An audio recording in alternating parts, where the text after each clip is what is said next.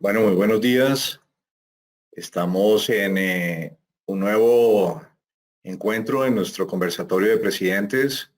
En esta oportunidad para abordar un tema que sin duda hace parte de la agenda corporativa, está siempre a la orden del día y por estos días en los que además empezamos a preparar los presupuestos y a tener debates internos alrededor de lo que puede ser la gestión de los recursos y la administración de la política salarial para el año entrante, pues resulta muy oportuno. Sin duda, abordando el tema de panorama salarial en un escenario de clarísima incertidumbre, nos hemos propuesto compartir con ustedes algunas iniciativas que más allá de lo conceptual plantean caminos para pensar de manera diferente y particularmente establecer estrategias y afianzar nuestras decisiones en materia de cómo diferenciarnos en un ámbito en el que claramente el aspecto salarial es muy importante y está directamente relacionado con lo que sería la cuenta de resultados de cada una de nuestras organizaciones. Antes de entrar en materia, tendríamos que hacer referencia a algunas características del entorno laboral. No es un secreto para nadie que seguramente en datos de los expertos la economía colombiana estará contraída en un orden que puede fluctuar entre un 6 y un 8%.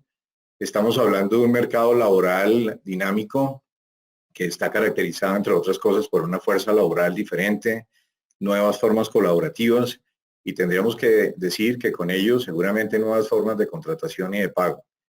A la orden del día tenemos un término que es la búsqueda de eficiencias y este tema en particular tiene una directa correlación con esa búsqueda de optimizaciones que no están directamente relacionadas con afectar la condición de las personas, pero con garantizar la sostenibilidad de las operaciones, de los negocios y con ello la mejora de productividad y competitividad. Aunque los indicadores de desempleo se incrementen, estamos pensando que en todo caso será muy importante afianzar las estrategias no solamente para atraer, sino para retener o fidelizar talento clave. Y dentro de este entorno laboral, algo que genera muchísima ampolla y que seguramente al comienzo del año entrante entrará en su debate realmente arduo, que es la necesidad de un nuevo marco regulatorio en el ámbito laboral que nos proponga iniciativas y que dé a los empresarios herramientas para poder gestionar personas. Estamos con una legislación de hace más de 50 años para tratar de administrar y gestionar situaciones que son absolutamente diferentes a las propias que hoy gobiernan los retos de las organizaciones. Si miráramos un poco el ambiente de perspectivas para el año 2021, perdón, estaríamos de primera mano abordando un tema que son los incrementos salariales. Lo primero que tendríamos que preguntarnos es qué tanto las organizaciones están pensando en movilizar los salarios el año entrante. ¿Cuántas organizaciones en los diferentes sectores de la actividad económica estarán realmente posibilitadas de manejar incrementos salariales y con ellos si los incrementos salariales son obligatorios? Pues para el caso de las empresas que se rigen por el derecho privado, no, independientemente de lo que hemos tratado de extrapolar, de lo que sí se ha referenciado en el sector público, y es la necesidad de actualizar y de traer a valor presente para que no pierda poder adquisitivo el ingreso de las personas. Siempre ha existido unos referentes que son parámetros sobre los cuales hay movilidad en materia de salarios. Lo primero, el IPC, muy seguramente, aún en este contexto de incertidumbre, seguramente estaremos bordeando un 2%. El ajuste del salario mínimo, que es el segundo parámetro más importante sobre el que se toman decisiones asociadas a los incrementos, que nos imaginamos que este año, como otros años anteriores, no será concertado y el margen de maniobra que seguramente va a tener el gobierno para tomar decisiones será mucho más estrecho. Aún si pensáramos que el incremento del salario mínimo estuviera 1 o 1,5 por encima de cómo termine la inflación, pues las decisiones van a estar, digamos, muy concentradas en cómo favorecer de alguna manera los ingresos menores, puesto que las personas que puedan tener los niveles retributivos más altos no se verían realmente impactadas con un incremento de ese orden. Y por supuesto, hay otros parámetros que siempre han estado asociados de alguna manera a la vinculatoriedad con lo que llamaríamos los acuerdos colectivos. Acuerdos que se tengan o que vengan derivados de pactos o convenciones donde se haya establecido un referente como el IPC o como el ajuste del salario mínimo con unos puntos adicionales. Dentro de esta dinámica que está relacionada particularmente con los incrementos, pues algunas medidas COVID de las que seguramente hemos documentado y se presentan de una manera que aún no se sabe si será temporal o llegaron realmente para quedarse, disminuciones de salario, lo cual generó una dinámica de movilidad en las estructuras de pago de las organizaciones. Algunas organizaciones optaron por una reconversión de los componentes de la compensación, bajar el pago fijo, seguramente incrementarlo en otros componentes de la compensación o hacer una mezcla entre los dos anteriores. La vigencia o no del salario integral. Y el salario integral está muy ligado al momento de los incrementos, porque sabemos que tan pronto se define por parte del gobierno nacional o se concerta la variación que va a tener en términos de porcentaje, el 1 de enero todos los salarios integrales son modificados. Y ahí surge también una inquietud que no es de ahora, que no tiene que ver con esta coyuntura y que plantea básicamente la condición de equidad que podría tenerse o no alrededor de la toma de decisiones y de la administración de la política salarial, cuando independientemente de lo que suceda, tenemos que ajustar el salario mínimo integral, pero no necesariamente en la misma proporción y no necesariamente en la misma oportunidad ajustar el resto de los salarios. Y por supuesto, el cuándo, en términos de la oportunidad en que se podrían estar revisando para el año 2021 los incrementos o la política salarial, va a ser un factor igualmente determinante, particularmente por aquello que tenga que ver también con las costumbres nuevas que las organizaciones, en aras a monitorear los resultados, el arranque del año y seguramente el comportamiento de lo que sería el contexto económico no solamente del país, sino de la industria a la que pertenecen nuestras organizaciones y por supuesto en cada caso el negocio, hayan de tomarse esas decisiones. Veníamos de concentraciones donde generalmente en el primer trimestre del año siempre se tomaban las decisiones de mover los salarios, pero creemos que va a ser un efecto más hacia el segundo trimestre e incluso hacia el segundo semestre del año una vez se hayan monitoreado los resultados de los primeros tiempos. Un aspecto muy importante relacionado con estas perspectivas, la participación de la compensación total. Cada vez hablamos menos de salario, cada vez el salario pierde de alguna manera participación sobre otros elementos de la compensación que ganan terreno. Eso no es un tema casuístico. Sabemos que un peso de salario genera un sobrecosto. Es el mecanismo menos eficiente cuando lo que estaríamos buscando sería generar optimizaciones, pero no solamente el menos eficiente para una organización, sino el menos eficiente para las personas, por el efecto de lo que llamaríamos los gravámenes o las altas tasas impositivas. Recordemos que el año entrante, entre otras cosas, es donde se va a sentir el verdadero efecto de la llamada ley de crecimiento que entró en vigencia a partir de este año. Algo muy importante es que dentro de esta ecuación todavía es incierto imaginarse cómo terminaría. Los datos que tenemos acá fueron para el 2020 derivados de nuestro estudio anual en el que participaron 700 empresas para 15 sectores de actividad económica, 9 ciudades y para un monitoreo de cerca de 650 cargos.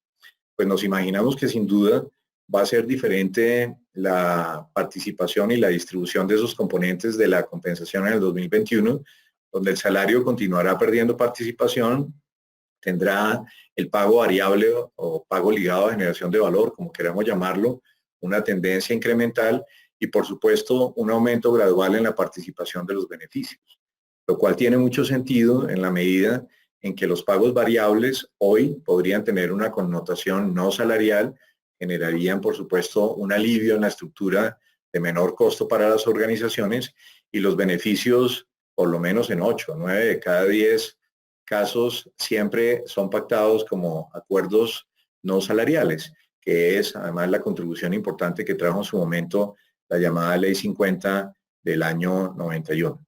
Todo ello lleva a plantear unas formas diferentes de mayor flexibilización expresadas sobre el pago fijo, expresadas sobre el variable y también sobre la estructura de los llamados facilitadores de vida. También en estas perspectivas se plantea un nuevo enfoque de competitividad y aquí tendríamos que resaltar que seguramente no es más competitiva una organización la que más paga, sino la que mejor lo hace. Y eso tiene una directa correlación más que en el cuánto, en el cómo. Y los cómo son precisamente los diversos caminos a través de los cuales, sin ser excluyentes, sin, digamos, necesariamente uno opacar a otro, podríamos establecer una estrategia retributiva claramente más competitiva.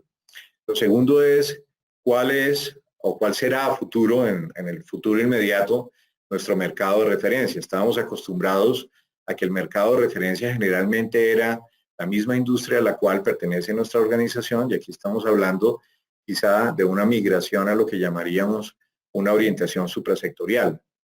Primero, porque la dinámica del mercado en términos de movilidad del talento se está dando en ese sentido. Y segundo, porque finalmente la buena práctica no importa dónde esté. Podría estar en una industria que haga cosas sustancialmente diferentes a la nuestra, pero que pudiéramos traer, adecuar y, por supuesto, hacerla parte de nuestra dinámica retributiva como tal.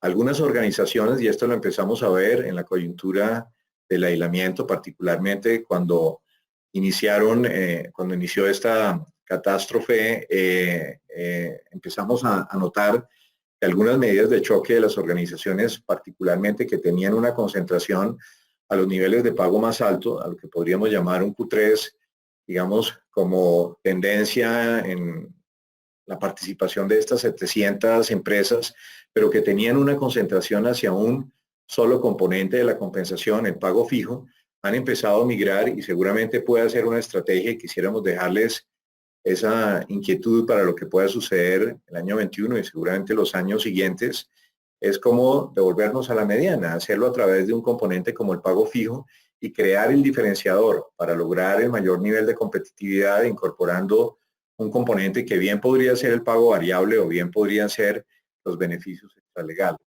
para seguramente volver a recuperar la competitividad en términos de ubicarse en un Q3, llegar incluso a los niveles más altos que nosotros estadísticamente identificamos como el P90, que significaría que solamente el 10% de las empresas de una muestra de referencia estarían pagando mejor, pero lo más importante es que estaríamos variabilizando la estructura de costos laborales. Y al variabilizar la estructura de costos laborales, estamos protegiendo, entre otras cosas, el empleo, estamos protegiendo en términos de sostenibilidad las decisiones que se tomen para que no sean decisiones de choque y por supuesto no sean cortoplacistas. Y algo muy importante es cómo se podría en ese escenario de nueva competitividad generar una transición. Y hay diferentes caminos. Uno de ellos, por supuesto, apunta a intentar desacelerar el crecimiento de los salarios no aplicando incrementos salariales en el año 21. Eso podrá, obviamente, o tendrá que excluir a lo que serían los salarios mínimos de ley y el llamado salario mínimo integral.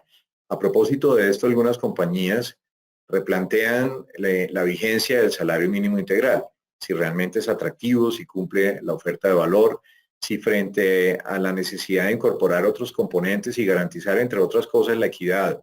A propósito de lo que mencionamos en cuanto al comportamiento de las variaciones, pero también equidad en términos de poder incorporar, ejemplo, una alternativa de pago variable que mida la generación de valor o productividad, pero que tratándose de un esquema donde debiera ser parte de la compensación global, pues no tuviéramos el techo que nos impediría avanzar a estar remunerándose en términos de un salario integral. Y lo otro es el efecto impositivo cuando también se abren caminos para explorar iniciativas como la flexibilización salarial o la incorporación de otro tipo de beneficios que generan, digamos, limitaciones grandes cuando se trata de ese mínimo integral. Otra sería una medida de choque mucho más drástica, poco popular, pero en ocasiones hay que tomar decisiones. Creo que lo peor en un escenario como el que estamos viviendo es no tomar precisamente decisiones. Estaría seguramente vinculada a la reconversión de los elementos de la compensación, donde la oferta de valor podría llegar a ser incluso el incorporar un adicional de ese otro elemento de la compensación que estuviéramos integrando. En otras palabras, si tuviéramos que disminuir el pago fijo en un 20-25%, que no es un asunto de poca monta, ¿cómo podríamos incorporar simultáneamente un componente como el pago variable?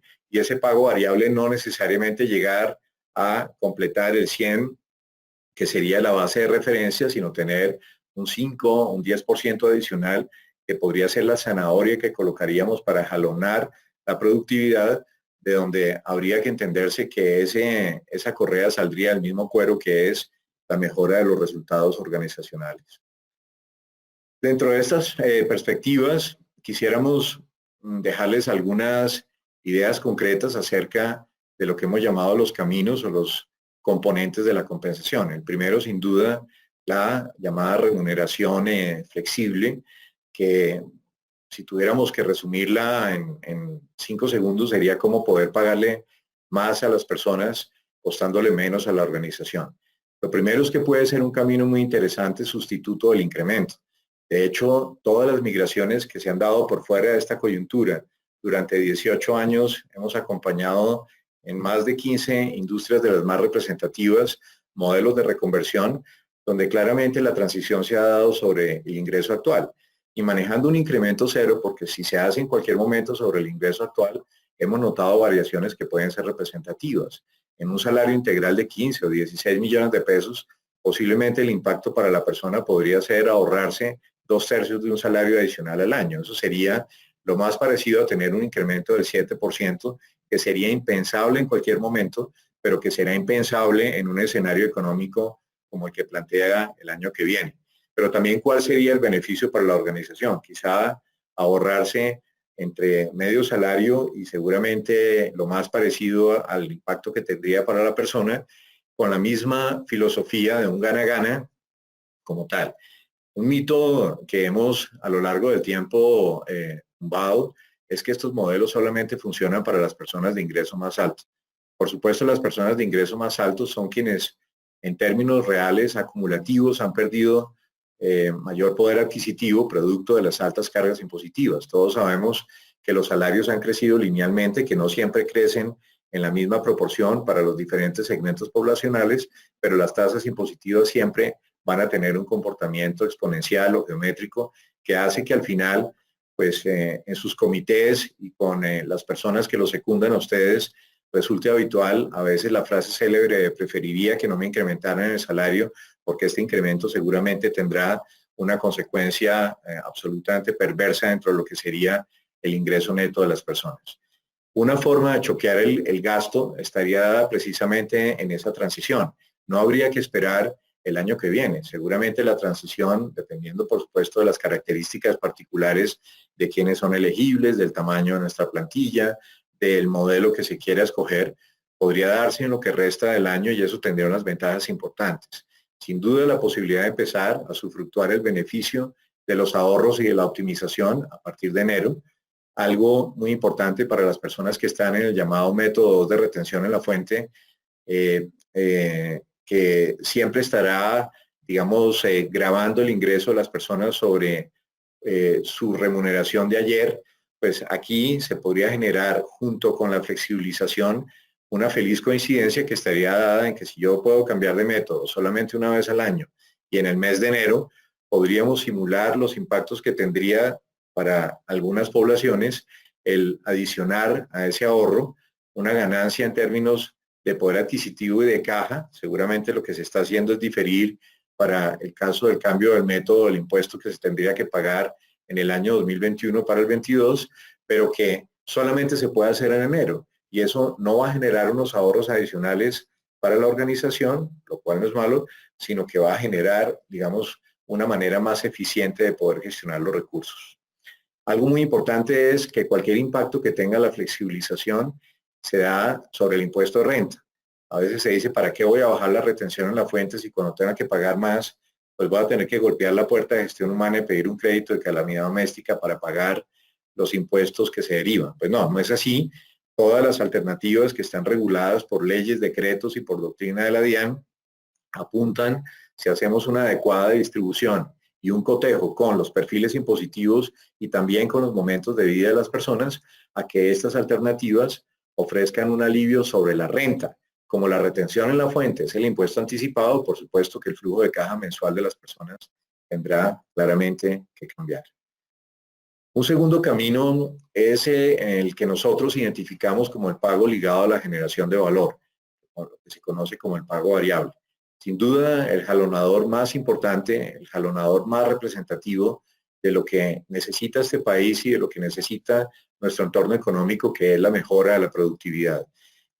Plantea la posibilidad de potenciar el ingreso, que es un tema en el que hemos insistido, incluso mejorando los niveles de competitividad, porque al final de cuentas, si no se dan los resultados que se derivan de los criterios que finalmente estemos monitoreando a través de indicadores y de una correlación muy gana-gana entre los niveles de contribución y los niveles de recompensa, pues podríamos decir que nunca una organización estaría apropiando el reconocimiento de esos incentivos adicionales.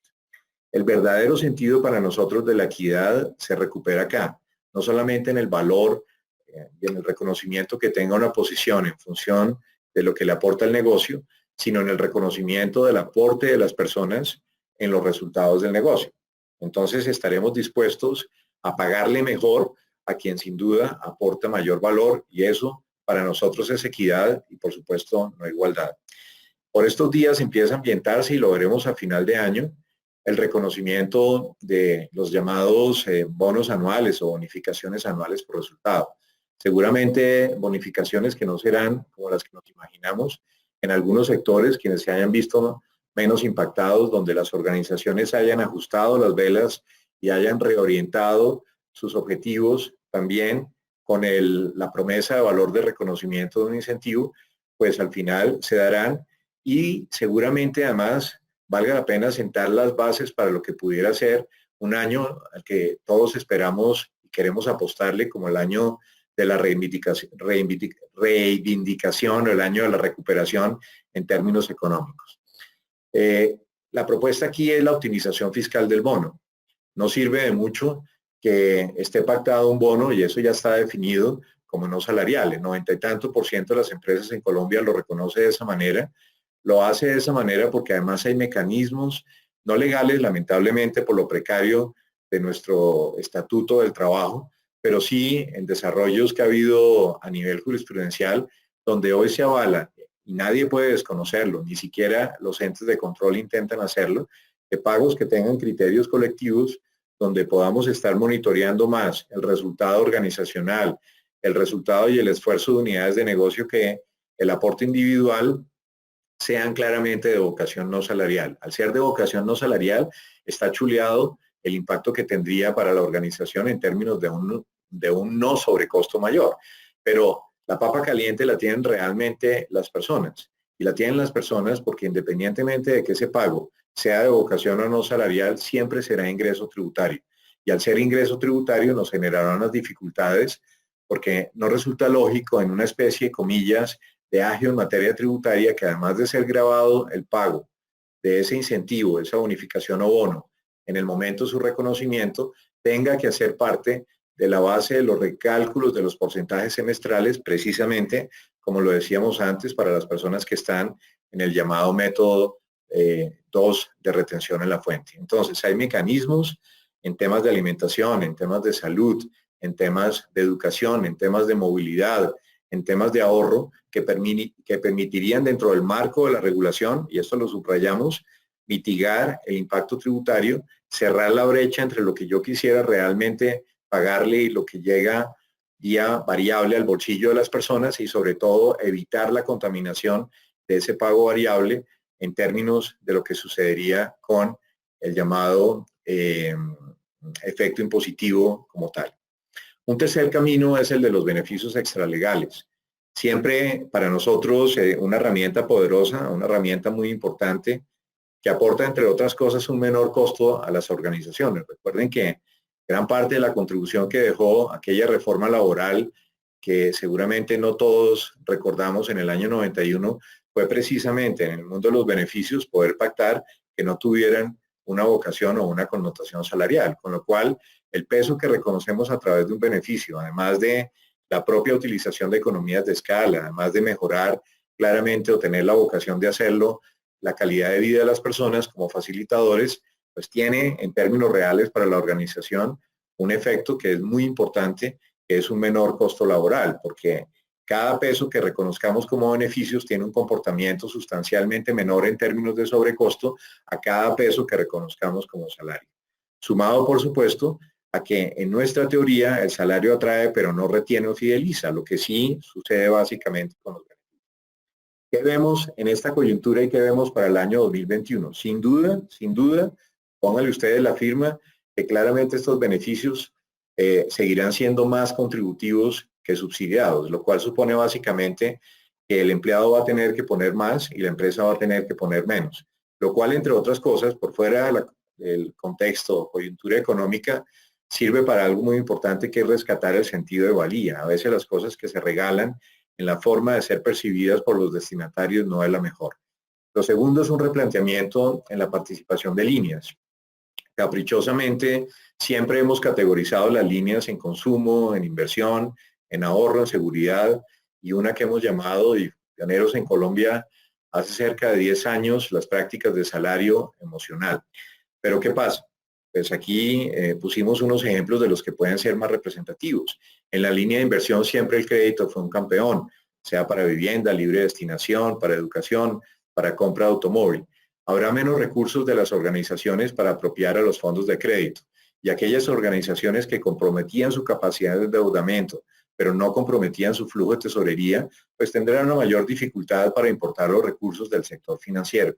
Entonces, muy seguramente, digamos, el crédito va a perder una participación, entre otras cosas, por la misma condición de incertidumbre, por la movilidad que está teniendo el talento y por la dolorosa situación que algunas empresas en mayor o menor grado han tenido que tomar acerca de la reorganización de sus plantillas, donde entregarle recursos a las personas, independientemente de cuál fuera la funcionalidad, podría incluso suponer una dificultad en el corto o mediano plazo de recaudo, de recuperación de esa cartera, si por ejemplo tuviéramos que prescindir de los servicios de algún empleado. El tema de las primas extralegales igualmente pierde participación. Primero porque algunas filosóficamente, conceptualmente, estaban ligadas a ciertos eventos. Entonces la prima de vacaciones pues estaba ligada al evento de salir de vacaciones. Era además un impulsor de las vacaciones para bajar los pasivos y para que la gente tuviera una plática adicional. Posiblemente eso pues no se va a dar en la medida en que los pasivos vacacionales, muchas organizaciones en esta coyuntura pues han logrado mitigarlos, pero por cuenta de evitar prescindir de plazas de trabajo manteniendo a las personas en su descanso remunerado. Segundo, de alguna manera son costosos. Recuerden que hace 20 años posiblemente una prima extralegal de Navidad, de vacaciones o una prima semestral, pues no tenía el efecto impositivo. Hoy hace parte de la estructura de la base gravable para las personas.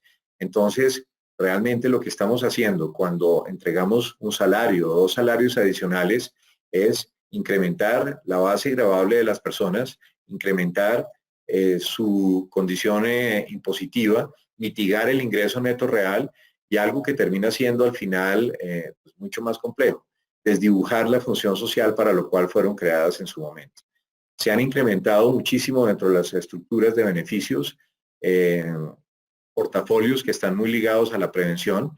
Creo que hemos tomado en una coyuntura como esta de manera acelerada una mayor conciencia sobre algo que es importante, que es el amparo del riesgo, y eso puede traducirse en aspectos fundamentales como los planes complementarios de salud, apoyados incluso no solamente por las negociaciones que se puedan hacer a nivel global, grupal, donde el costo para las personas se minimizaría por cuenta, pues, precisamente de esa economía de escala, sino en ocasiones la posibilidad de generar unos alivios que no solamente se dan por el subsidio de las empresas en el costo de la prima o en el costo de la medicina prepagada, cuando no es una póliza de hospitalización y cirugía, sino también en lo que significa el alivio tributario que la ley da. Pocas empresas hoy son conscientes todavía, lo cual a veces nos resulta increíble casi después de 30 años, que los pagos que se hacen por cuenta de un plan colectivo de estos a un tercero de medicina prepagada o una póliza de HIC son pagos que podrían tener un alivio tributario regulados con un decreto reglamentario del año 86 y con el cumplimiento de unas condiciones básicas. La educación, no solamente por la transición a nivel tecnológico y el refuerzo a nivel tecnológico que, digamos, han planteado adaptaciones nuevas, sino también porque creemos nosotros que los perfiles se están replanteando y los perfiles que seguramente en la dinámica laboral hayan de buscarse y apreciarse mejor, no solamente serán los perfiles que reúnan determinadas competencias propias asociadas al liderazgo, al trabajo en equipo, a la capacidad de resolver conflictos, sino por supuesto también a la actualización en términos de competencias técnicas como tal. Y además recuerden que hay un beneficio reciente, regulado hace 3 o 4 meses, que trajo la reforma tributaria anterior y que hace referencia básicamente al pago de los gastos de educación ligados a becas o a créditos que podrían ser condonables en este último caso, que abre un espacio mucho más favorable al que planteaba la norma del 3750 que mencionábamos anteriormente, en términos de cobertura, en términos de cobertura incluso a la familia, en términos de no ser constitutivos de ingreso para las personas, lo cual es muy importante, y en términos de ser además un gasto deducible para las organizaciones, lo cual pues, sería lo mejor de los mundos si tuviéramos que pensar en algo que además va a fomentar un tema que para nosotros hace parte de la gran línea de inversión. Y la sustitución, y aquí pusimos un caso de la vida real, un ejemplo interesante de toda la estructura de préstamos, de toda la estructura de Companies Car. Entonces, no importa si al final esto tiene que ver en Company Car o tiene que ver con un beneficio, tiene que ver con una herramienta de trabajo, sino que al final hace parte de una dinámica donde las organizaciones ya no están dispuestas a comprar un vehículo, entregárselo, asignárselo a alguien, o como lo decíamos antes, seguramente las bolsas de crédito van a ser mucho más raquíticas, entonces no va a ser interesante decirle le presto para que adquiera un vehículo en unas condiciones X preferenciales. Pues aquí le damos un peso muy especial a las opciones de renting que han sido sustitutas de todas estas modalidades tradicionales. Estamos hablando de renting, no de leasing, donde no hay, además, digamos, un compromiso en la capacidad de endeudamiento de la organización. Es muy importante. Por supuesto que tampoco hay una apropiación de recursos. Los recursos los pone la compañía de renting. La posibilidad de empaquetar otros gastos asociados, lo cual nos parece maravilloso en términos del canon de arrendamiento, que para un carro nuevo podría ser el SOA, la matrícula, los impuestos, los seguros y seguramente el mantenimiento. La posibilidad de incluso frente a una decisión administrativa como prescindir de los servicios de alguien o una persona que renunciara a la organización, no tener que quedar, digamos, encartados en un término coloquial con el vehículo para tratar de endosárselo a alguien o para tener que venderlo cuando nuestro negocio pues seguramente no es la compra y venta de vehículos. Y la migración a temas que incluso hoy en desarrollos que hemos hecho con otros aliados importantes, por ejemplo, tener la posibilidad de un vehículo blindado, desmitificando el que el uso de ese vehículo blindado esté asociado a un alto costo o a un vehículo de alta gama de ciertas características. Cuando llegaron, y esto no es publicidad para nadie, cuando llegaron los híbridos a Colombia y cuando Toyota trajo a final del año pasado el Corolla renovado, nos inventamos algo en alianza con otras personas, con una blindadora y con un distribuidor de vehículos, tener la posibilidad, por ejemplo, de vía renting, utilizar un vehículo blindado que tiene, no sé, unas características de alta gama, de tecnología, de no contaminación del medio ambiente, para el caso de Bogotá no pico placa, con un blindaje 3 por un canon de arrendamiento que claramente podría generar, digamos, una condición de acceso muy favorable para una persona de una tasa impositiva media y alta, cumpliendo, por supuesto, con los objetivos propios de. Nadie se hubiera imaginado que ese desarrollo, que sí es un tema comercial, porque nosotros no podemos influir en las leyes, están ahí, por fortuna provienen de fuentes diferentes, no han sido modificadas en 9 reformas tributarias, las leyes, decretos y la doctrina de la DIAN sigue siendo la misma en la materialización de estas alternativas que plantean una opción fiscal de beneficio tanto para la organización en la deducibilidad de los gastos como para la gente, pues por supuesto pudiera ser una alternativa incluso para mejorar el entorno claramente de seguridad. El cuarto camino sería el salario emocional. Creemos que de las 5 líneas, el consumo, sin duda, de capa caída, un bajonazo muy grande, seguridad punteando, la segunda línea que puntea en términos de un crecimiento, tendremos datos actualizados el 3 de diciembre cuando estemos presentando en una edición especial de nuestra encuesta de salarios y de tendencias en gestión humana, no qué pasó en el tema del COVID, no qué pasó en el tema de la coyuntura, también habrá que mostrarlo y pasar por ahí. Más bien, ¿qué es lo que las organizaciones por fuera o en el contexto de la pandemia tomaron o tomarán como decisiones para el año 2021?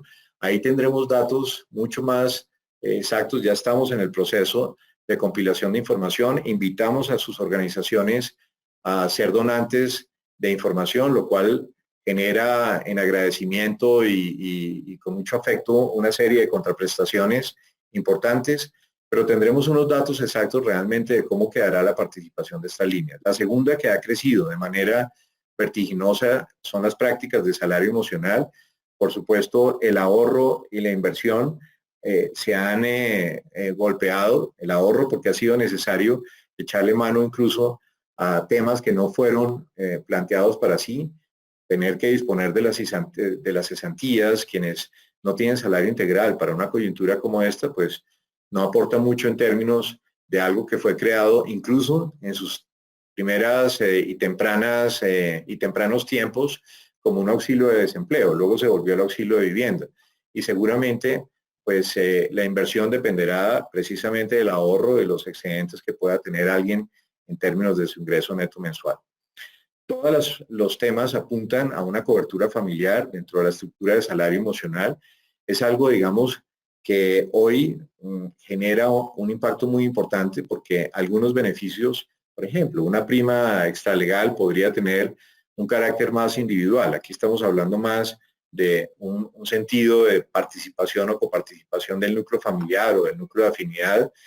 Un tema muy importante en el equilibrio, todo el mundo habla de la pandemia, vemos las cifras, vemos lo que está sucediendo en términos de muertos y de personas afectadas, también de personas recuperadas. Esta mañana escuchaba que para el caso nuestro ha mejorado el tema. Vamos a ver qué pasa después de los acontecimientos de mañana y pasado mañana, donde seguramente pues, en algo incidirá si hay desmanes en los temas que tienen que ver con los protocolos propios de bioseguridad, pero al fin de cuentas creo que hay que trabajar un aspecto muy importante que le apunta al salario emocional, que es la salud mental.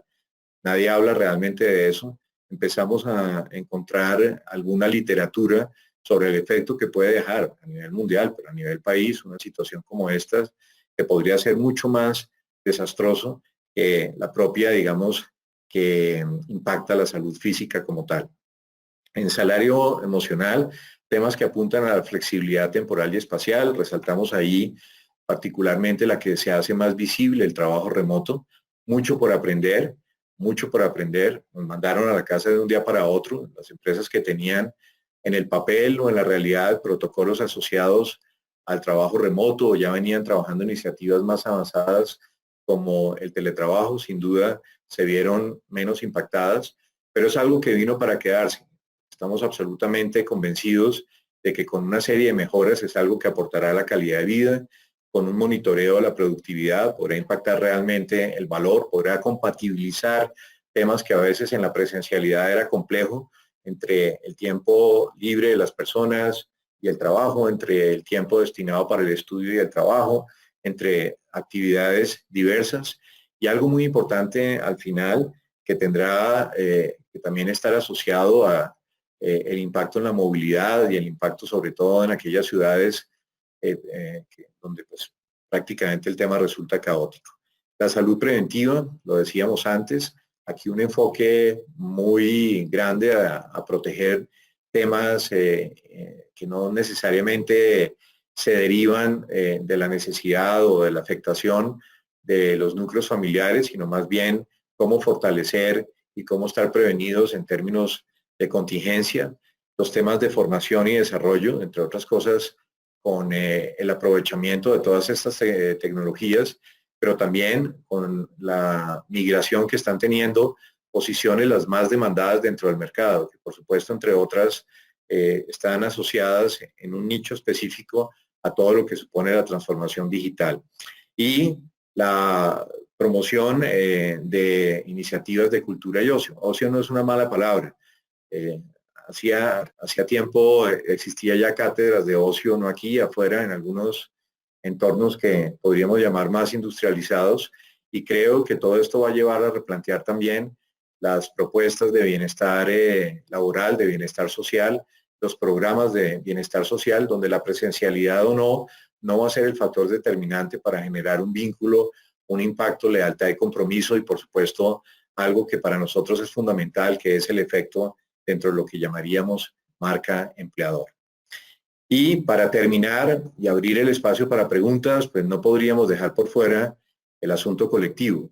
Ayer repasábamos las empresas que nos acompañan hoy, los presidentes que nos acompañan hoy, a quienes agradecemos sin duda la generosidad de compartir estos espacios, su tiempo y sus aportes a través de lo que viene ahora. Pero muchas de estas organizaciones tienen acuerdos colectivos representados en pactos o convenciones. Entonces hay una serie de temas que sin duda vale la pena mencionar y sobre los cuales vale la pena reflexionar, y esto no tiene que ver con posiciones ideológicas ni tiene que ver con posiciones que por supuesto puedan resultar ser regresivas en términos de lo que es las relaciones de trabajo. Lo primero es que hay que decirlo como es, con claridad total.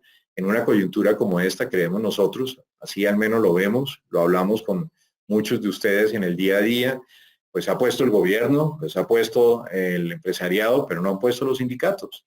Han sido excesivamente tímidos en asumir posiciones donde sin duda creemos nosotros que podrían hacerse mucho más visibles y que podrían hacerse mucho más grandes en términos de grandeza si se dieran sus convencionales y tradicionales formas de concebir el relacionamiento, particularmente frente a posiciones que todavía pues son lamentables y son antagónicas y que nos alejan de lo que sería el trabajo en un propósito común.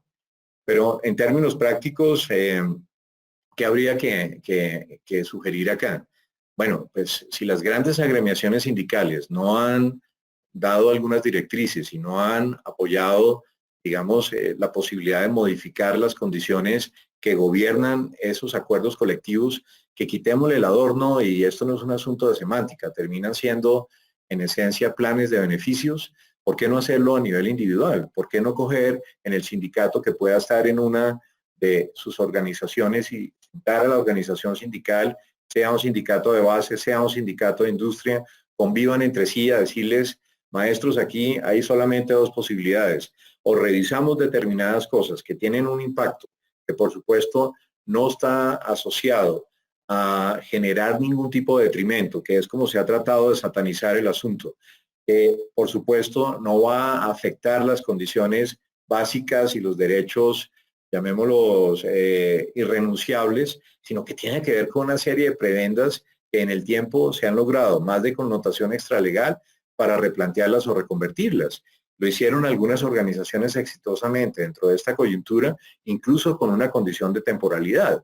Pero pues por supuesto que hay que perderle el miedo a los sindicatos, y el miedo, y lo digo con toda la consideración y el respeto, lo que en ocasiones a algunos, porque no se puede generalizar, asesores laborales proponen en este ámbito. Oiga, no, claro que no resulta políticamente lo mejor, pues claro que no resulta lo más cómodo. Por supuesto que nadie quisiera enfrentar la posibilidad de un conflicto, pero es que o se enfrentan las cosas, o lo que vamos a tener finalmente que afectar es la sostenibilidad de los negocios, y con ello la sostenibilidad del empleo, y con ello las formas que terminarán siendo mucho más precarias en este tema.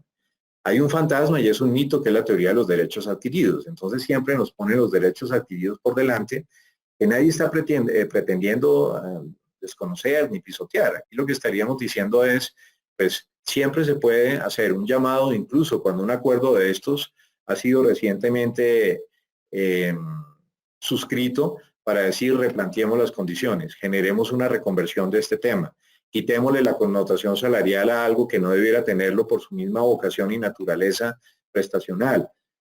Congelemos en el tiempo este tema para, digamos, ir monitoreando los resultados y siempre se podría estar destapando ese tema y volviendo eso otros derechos adquiridos. Es que los derechos adquiridos no son inamovibles, porque siempre que se hagan de mutuo acuerdo podrían ser claramente replanteados. Detrás de esto habría un mensaje también de modernización. Hemos visto muchos acuerdos colectivos envejecidos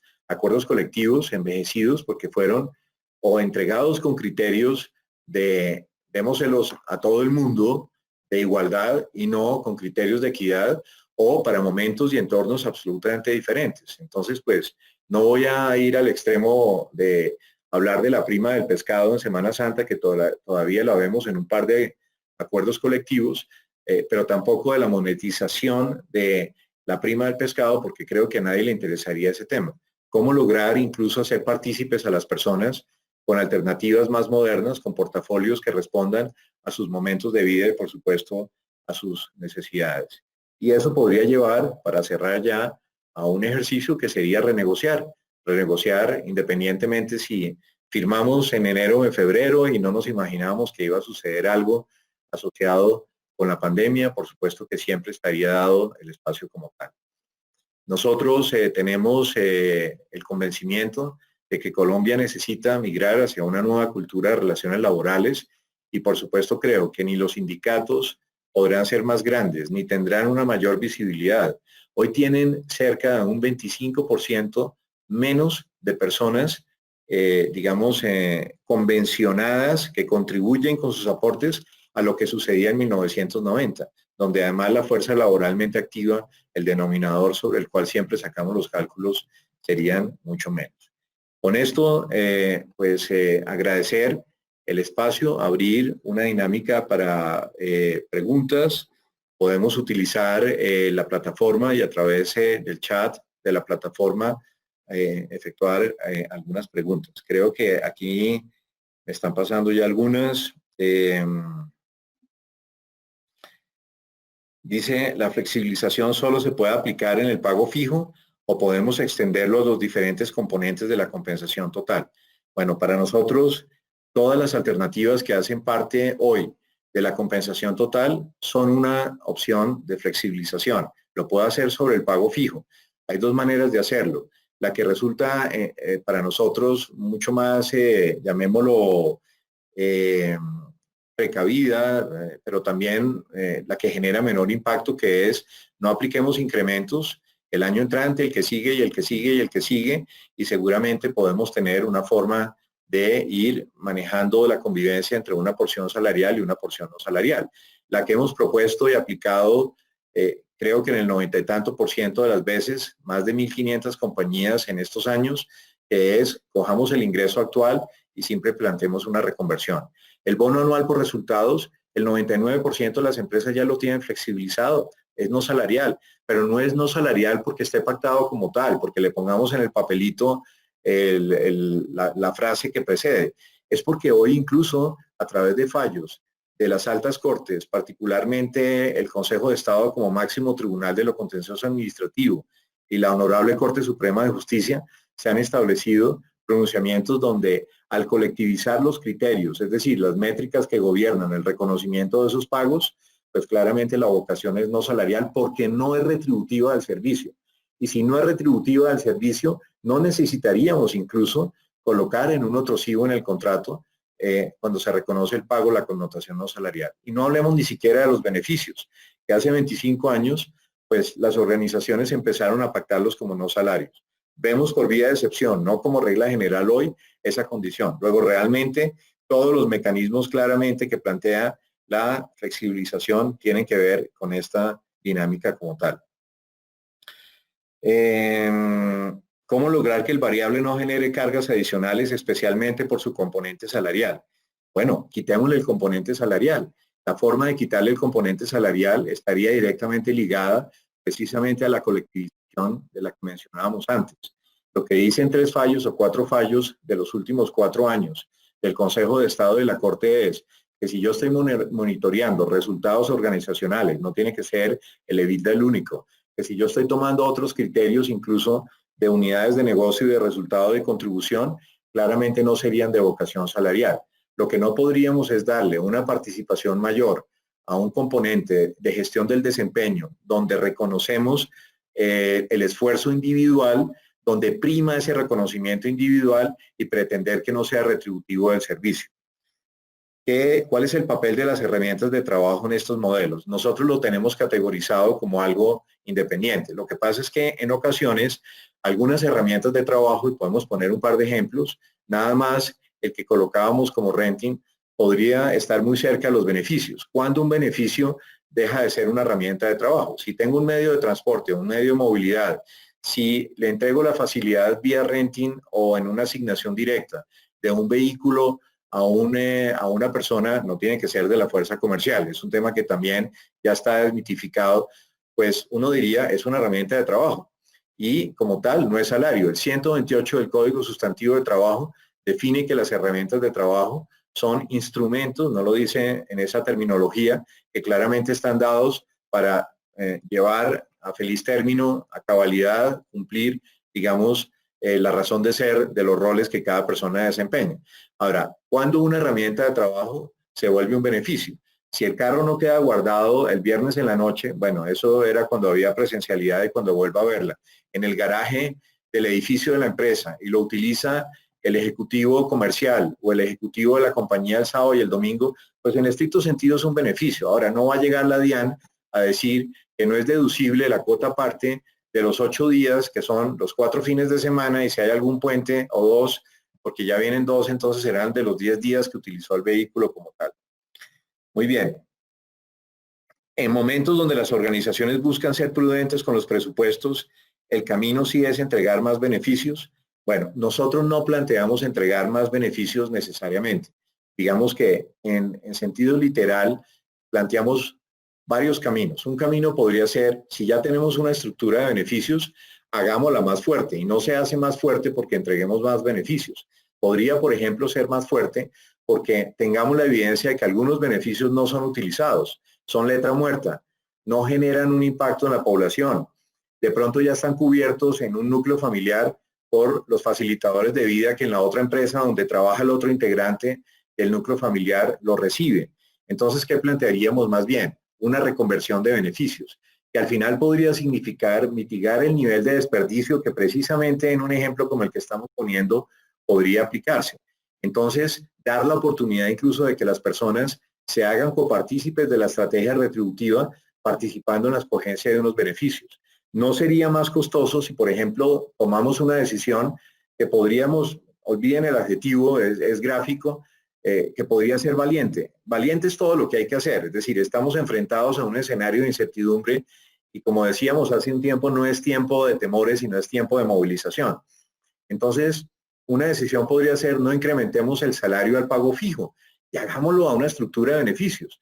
Un peso de salario fijo nos significa 50 centavos adicionales en la estructura del sobrecosto propio que se deriva de los aportes a las entidades parafiscales y de seguridad social. Y al manejar un beneficio no salarial no se generaría esa obligatoriedad como tal. Luego, en todo caso, sí podría ahí estar incluso incrementando el beneficio, pero haciéndolo a través, como lo decíamos al comienzo, no por el cuánto, sino por el cómo, de una forma que podría resultar más eficiente. Incluso, ¿qué pasaría? ¿Cuántas personas anhelarían ahora tener el acceso en unas condiciones preferenciales que podrían derivar de la negociación que haga una empresa en un contexto colectivo de cobertura global y en el eventual alivio impositivo que pueda traer un beneficio? Porque no todos los beneficios generan alivio impositivo.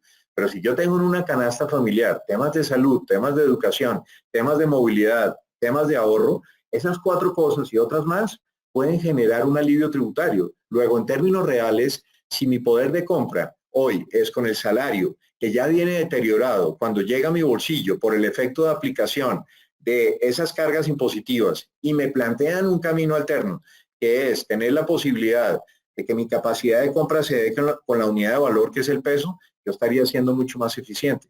A lo mejor una mezcla entre disminuir el 10 o el 15% del pago fijo y reconvertir esa porción en beneficios va a significar un alivio en costos para la organización, luego no estaríamos siendo inconsistentes con el propósito de la eficiencia y por supuesto estaría generando un incremento en la capacidad claramente de cómo puedo establecer beneficios para los empleados que no le afecten su declaración de renta. Algunos contadores, y lo digo con la misma consideración y respeto, digamos, dicen, oiga, no se metan en esos temas de beneficios, no se metan en esos temas de flexibilización, porque resulta que va a tener que pagar más. Eso no es cierto. A ver, eso no es cierto en la medida en que utilicemos las alternativas que están reglamentadas, 10 opciones de flexibilización y beneficios que tienen alivio tributario. La alimentación la tiene, obvio, hasta cierto rango, que posiblemente no los cobijará a ustedes, pero cobijará a muchas personas de sus organizaciones. La educación la tiene, no solamente por lo que acaba de ser reglamentado, por el 3750 del 86, hace 30 y pico de años. Los pagos de educación que asuma la compañía directamente y sean un gasto operacional y no sea un gasto laboral, él lo tiene. La opción de renting finalmente metida dentro de un paquete de compensación es un gasto operacional. Los gastos de gasolina no son los únicos. Es decir, todos aquellos gastos que por su naturaleza fiscal y contable sean gastos operacionales, nunca generarían un aplazamiento del efecto impositivo. Entonces, nunca tendrían un efecto en la renta, tampoco lo tendrían en la retención en la fuente, porque sería perverso y sería darle la vuelta sin sentido a aplazar el efecto impositivo, no pagando un impuesto hoy para tener que hacerlo mañana. Entonces, definitivamente ese sería un camino muy importante. Dice, en momentos en los que las entidades de control van a estar muy atentas a lo que hagan las organizaciones, ¿qué piensa o qué precedentes se tienen de la UGPP y DIAN frente a los caminos propuestos? Nos encanta esta pregunta, porque también está alineada con tres cosas. Hablemos de con toda la consideración de la unidad, de la UGPP. Yo digo que es una especie, digamos, de tía que puede no resultar para algunos tan agraciada, pero tía es tía con la que vamos a tener que convivir. Y sin duda, la UGPP de hoy no es la UGPP del año 2013 o 2014, cuando entre otras cosas estaba, lo digo con consideración, aprendiendo a fiscalizar a las empresas. Hoy la UGPP mira tres cosas y lo tenemos más que probado. Acompañamos procesos de fiscalización dentro de la vía gubernativa que han sido, esto no es propaganda, pero sí, que han sido claramente exitosos dentro del tema. Primero, demuéstreme que su acuerdo de extrasalariedad es formal. ¿Cómo se demuestra eso? Con un papelito, que será el contrato de trabajo o será el otro sí en una transición sobre una condición preexistente. Es decir, no hay lugar a la informalidad, pero ese problema no es de la UGPP, es un requerimiento que incluso nos protege frente a una condición cambiante de ánimo, pongámoslo entre comillas, con un empleado que hoy es amigo nuestro y que mañana, pues en una situación, la que se dé por cualquier razón, quiera cuestionar el reconocimiento de un pago que aceptó como no salarial en un momento. Lo segundo que nos dice la UGPP es, señores, hagan algo muy importante, respeten el tope del 40%, el famoso 40% que todos tenemos acá, lo trajo la ley 1393 en el año 2010 y lo que dijo fue, oiga, pues usted puede reconocer unos pagos que sean de vocación no salarial, pero que no superen, que no excedan el 40% de la remuneración total. Y lo tercero, contabilicemos las cosas en el lugar que son, que aunque en estricto sentido no es un tema de competencia directa de la UGPP, sí lo mira, porque cada vez bordea los temas, y esto nos pone en el ámbito de la DIAN, que es la otra parte de la pregunta, con poner las cosas en el lugar que son. Por fortuna, como decimos de manera coloquial, este es un mueble que solamente tiene dos cajones, dos estanterías. Una que son los gastos laborales y otra que son los gastos operacionales. Luego, de alguna manera, lo que yo no podría sería colocar un beneficio de alimentación como un gasto operacional y un beneficio de gasolina como un gasto laboral, porque estaría generando un cortocircuito. Después no podría echarle el pato a que, oiga, es que estos tipos de Human Capital dijeron que se puede utilizar un esquema de flexibilización y que yo no iba a tener líos con la UGPP o con la DIAN. ¿Qué mira la DIAN? La DIAN no mira si yo recompongo el ingreso, porque no es un asunto de su competencia. La libertad de estipulación de pactar las formas de pago es un tema laboral.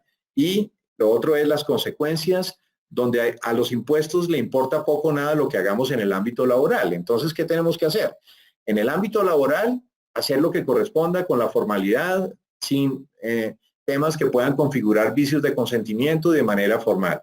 Y en el ámbito fiscal, materializar las formas de pago a través de lo que claramente está reglamentado. Nosotros sugerimos pensar como piensa la autoridad de impuestos, no por ser facilistas, sino porque así no estaríamos exponiendo la deducción del gasto como tal. Ninguna compañía, por cortesía con sus empleados, comprometería la deducción del gasto simplemente, digamos, en una situación de estas. Muy bien. ¿Es un camino implementar el variable a toda la organización o es algo que está directamente ligado con las fuerzas comerciales? Pues la verdad, lo que hemos monitoreado en los últimos años y nos atreveríamos a decir en la última década y de un crecimiento exponencial en el último quinquenio es la incorporación y la forma de permear a otras estructuras de responsabilidades, a otros segmentos poblacionales en el pago variable, por varias razones. Primero, porque todo es medible, y si es medible, es cuantificable el aporte como tal. Segundo, porque alguna vez alguien levantó la mano y dijo, oiga, ¿y por qué yo no tengo esto? Y eso nos puso a pensar, por lo menos a nosotros como consultores, que sin duda podíamos quedarnos cortos y que no había una razón para no vincular un pago ligado a la generación de productividad. Tercero, porque cada vez el aporte de las áreas es mucho más, digamos, interactúa más, con lo cual, ¿de qué nos sirve una fuerza de ventas exitosa y motivada si hay un área de logística o hay un área de producción o hay un área de facturación que no están incluidos en esa cadena que determinaría finalmente los resultados? Tercero, porque no hacerlo, en nuestra opinión, y es nuestra opinión muy personal, por supuesto sería hacerlo inequitativo, porque al final, digamos, el sentido de equidad es generar unos criterios homogéneos, no iguales, homogéneos en la retribución. Y cuarto, porque en un escenario como el que estamos planteando, por supuesto nos abre un camino valiosísimo desde el punto de vista de lo que significa variabilizar, valga la redundancia, entre comillas, los costos laborales para ser muy consecuentes en los niveles de pago y en el objetivo de este webinar, que finalmente es cómo orientar las estrategias retributivas, por lo menos en la cercanía con el año entrante, con la consecuencia que es cómo ser básicamente eficientes. Congelar a futuro o eliminar los sistemas de variables son métodos para disminuir costos fijos para las compañías. No, estaríamos disminuyendo costos variables.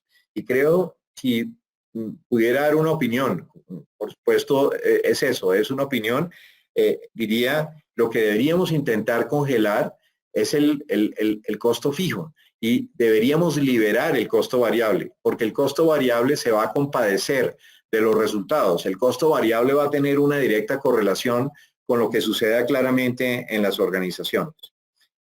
¿Qué creen que hará la UGPP con la cantidad de beneficios que las empresas dimos en los empleados a raíz de la pandemia para facilitarles su trabajo y ayudarles? Miren, digamos que hay dos respuestas. Una sería la teoría y otra sería la práctica. No puedo decir un chiste que alguien me enseñó una vez uno de mis maestros, porque creo que sin saber quién está detrás podría no caer, podría hacer reír a unos y no ser tan simpático a otros, que es la diferencia entre la teoría y la práctica. Pero para el asunto técnico que aquí se consulta, la UGPP tiene suficiente trabajo. Tampoco es cierto que nos van a fiscalizar más porque tengamos un modelo de flexibilización en cualquiera de los esquemas que tenemos. Es que tienen de la A a la Z para llegar y creo que todas las empresas en el abecedario caben ahí o cabemos ahí. El tema es que sin duda, por cuenta de las decisiones que no sabemos de qué tipo se tomaron, pues sí va a haber en la práctica algún llamado. Va a ser un año particularmente interés para cualquier ente de fiscalización, como seguramente va a haber un año donde haya más reclamaciones laborales que en la historia reciente de muchos otros.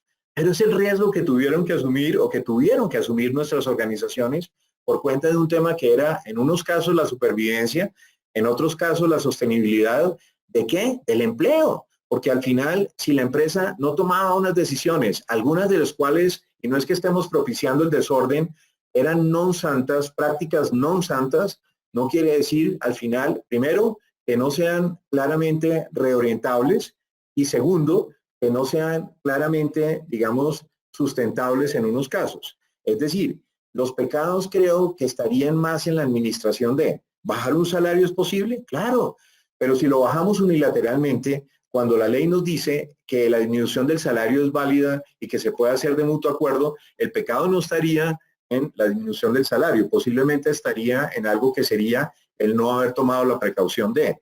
Si hicimos una reconversión y bajamos el salario y montamos un esquema de flexibilización, trajimos, habilitamos una alternativa de transporte, de alimentación, de educación, pero no firmamos el papel que nos protege frente al empleado y frente a los terceros, creo que podríamos corregirlo.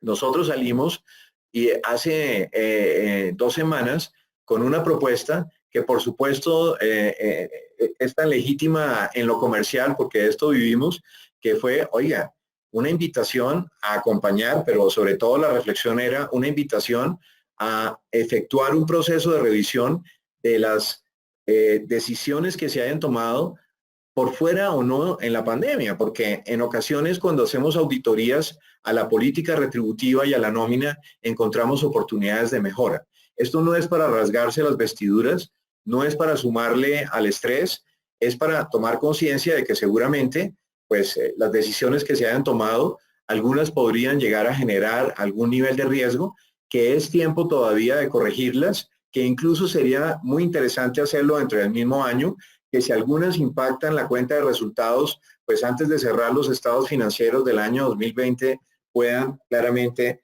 ser revisables en este tema. Bueno, hay muchas más preguntas. Dice, ¿cómo hacer para que las comisiones por ventas no hagan parte de la base salarial si es que se puede?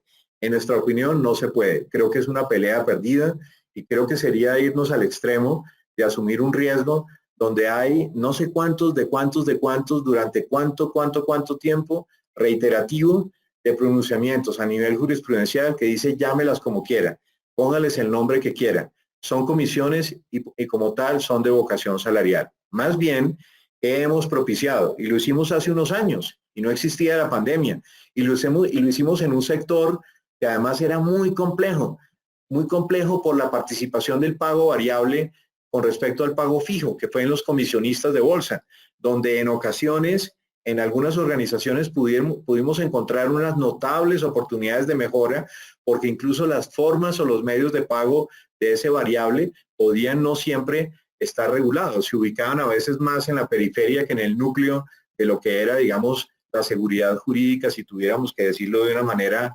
muy glamurosa. Pues bien, lo que hicimos fue plantear un escenario de reconversión y de colectivización, y fue el primer experimento, porque fue un experimento, es decir, valientes los que se sometieron a ese ejercicio laboratorio, más valientes que los que se están sometiendo a la vacuna por las implicaciones, a las pruebas de vacuna por las implicaciones que tenía eso, que básicamente fue cómo lograr colectivizar algunos criterios para que colectivizando esos criterios no pudiéramos, digamos, correlacionar el nivel de contribución que en ese momento lo tenía el comercial, que traía la platica, que era la inversión de otros, y con eso, digamos, se alimentaba la comisionista versus, por supuesto, la connotación salarial, pero además el efecto impositivo que tenía eso en el ingreso, donde a veces la correlación entre el fijo y el variable podía ser una relación de 1 a 10, de 1 a 5 o lo que fuera. Por aquí podemos sacar otras como tal, a ver, como lo estoy mirando en desorden, no sé si no es que las esté escogiendo para ver cuáles son las que puedo contestar, sino que la UGPP ya dejémosla en paz. Ok, muy bueno. Deberíamos hacer salario emocional por generaciones. Cada uno tiene intereses diferentes. Para nosotros el salario emocional, que fue una forma, entre otras cosas, cuando le pusimos ese nombre, que era un nombre genérico, eso fue hace 8 o 9 años, era cómo puede ser salario, y la gente lo asociaba a ese tema, pero cómo puede ser emocional. Lo que queríamos decir es, puede haber algo que sea un facilitador de vida, puede haber algo que genere un impacto importante y un gancho importante de fidelización, pero que no sea necesariamente monetizable en ese momento. Hoy sabemos que todo es monetizable y que, entre otras cosas, claramente es monetizable. Pero la filosofía, más allá de ese facilitador de vida, sea monetario o no, sea salario emocional o no, es realmente responder a los momentos de vida. Los momentos de vida no se derivan solo del aspecto generacional. Sin duda, es un aspecto muy importante, es un factor muy importante. Pero también hay otras situaciones que tienen que ver con los entornos propios del individuo, de su núcleo familiar, con la influencia del lugar donde vive, el aspecto regional es muy importante, con por supuesto la industria a la que pertenece, y en fin. Entonces, la propuesta nuestra realmente sí es migrar a modelos, sean remunerables o no, en el caso del salario integral no monetarios, del salario emocional no monetarios, que claramente propongan la iniciativa de hacerlo con criterios más de funcionalidad. Entonces, si estamos abordando el tema generacional, pues seguramente, más allá de lo que dijimos en relación con los créditos, no sería quizá muy vendible tratar de generar un impacto emocional y de percepciones en alguien ofreciéndole, no sé, un crédito de vivienda. Podría tener a lo mejor un mayor valor en un tema generacional, el tener la movilidad en el trabajo, en tener la posibilidad de estudiar, en tener la posibilidad de viajar en organizaciones que facilitaban, digamos, temas de movilidad del talento. Conocemos organizaciones que han evolucionado de una manera auténtica en la compatibilidad con algunas actividades que, por supuesto, pues no todas suponen el que una persona pueda llevar la mascota a la oficina, pero también hay algo de eso, sobre todo al que le gusta, digamos, las vacas o le gustan los pájaros, pues sería quizá un tema mucho más complejo. Algo sobre el variable que creo que está implícito. Y bueno, no sé, es conveniente desintegralizar los salarios integrales por la libertad que esto implica en cuanto a los incrementos. Pero esto no es una opción más costosa por el pago, por ejemplo, de prestaciones. Bueno, en nuestra opinión no, porque es que fíjense que el salario integral, cuando uno llegaba a salario integral, uno cogía un pedazo de plastilina. Espero que los colores funcionen. Un pedazo de plastilina azul, que era la porción fija, y un pedazo de plastilina amarilla, que era el factor prestacional. Mezclaba eso y se volvía un verde, donde ese verde no me permitía identificar qué pedazo había sido azul y qué pedazo había sido amarillo. Realmente dentro del salario integral ya está implícito el tema prestacional. Ahora, cuando llegamos al salario integral, recuerden que el mínimo salario integral en Colombia es la sumatoria de 10 salarios mínimos y un factor prestacional al menos del 30%. Cuando yo me devuelvo, no me devuelvo dividiendo entre 1.30, me devuelvo entre 1.1766, que sería el efecto de las prestaciones legales básicas. Una propuesta que desde hace tiempo está puesta sobre la mesa, hemos acompañado y ha generado, que lo diga, pues al que le benefició un impacto dual que sería para la organización en sus costos y para las personas, no es desintegralizar, comillas, el salario, sino es desintegralizarlo y flexibilizarlo simultáneamente. Con lo cual, evidentemente, estoy mitigando y neutralizando el efecto que pudiera tener el dividir por un denominador menor, que es el 1.17 en el 1.30 en términos del efecto de lo que tenga que pagar a la parafiscalidad y a los y a las prestaciones, pero también recuerden que está la cara del empleado, que tendría que ver específicamente con el tema de qué sucedería con su poder adquisitivo. Yo puedo vincular a un esquema de flexibilización en el fijo a un mínimo salario integral. Ojo con esto, lo voy a repetir. Yo puedo vincular a un esquema de flexibilización salarial a alguien que esté devengando el mínimo salario integral. ¿Qué es lo que sucede? Que para no desintegralizar o no quedar por debajo del mínimo integral, tendría que buscar unas alternativas que claramente, siendo salario, no sean ingreso tributario, porque si no, no tendría sentido el alivio. Y solo hay dos: los beneficios de alimentación y los aportes a pensión voluntaria. Los beneficios de alimentación y los aportes a pensión voluntaria pueden ser pactados como salario. En este caso sería, comillas, un salario en especie.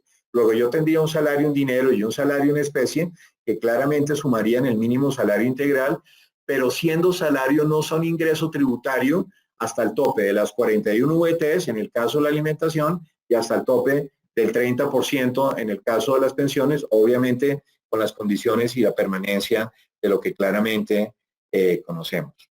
Creo que se acaban las preguntas y estoy omitiendo alguna por el desorden que tuve, me excusaría.